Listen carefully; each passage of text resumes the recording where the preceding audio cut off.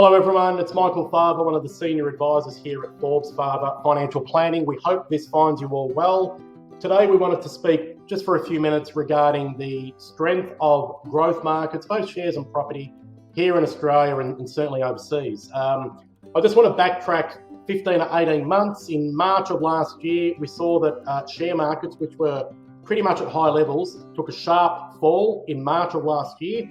In 4 weeks, the average index here and in the United States dropped 39%. When I say index, I'm talking about things like the All Ordinaries Index, the Dow Jones Index, all of these terms you hear on the 7 Nightly News, normally just before Jamie Bunn comes on and talks about the weather. Now, panic, well, it's not easy to go through that. It's a difficult time for all. Adding to all of this, the health issues that were going across people's minds, what's going on with this pandemic.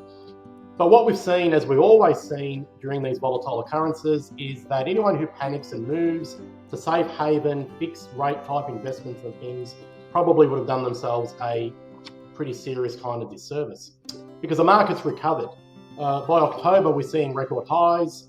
November, Christmas week, the American share market hit a record high close twice. Since January, the US share market has had over 30 record high closes. And in Australia, we are also hovering around record high levels. Now, clients are asking me, this is fantastic. What's going on? How is this happening during a pandemic?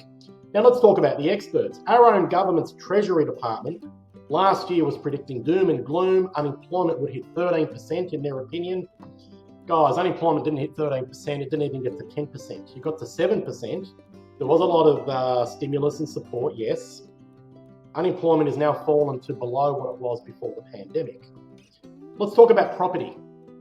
I've been hearing for 8 years from the best experts in the country, property is going to crash. And I'm not talking about a plateau or a 5% decline. I'm talking a 30 to 40% crash.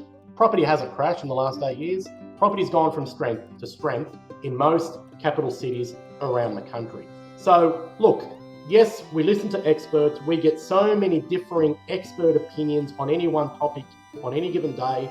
We take it all in, we digest it, but we go on and provide our clients with sound, long-term advice. Now, what am I finding during my client reviews?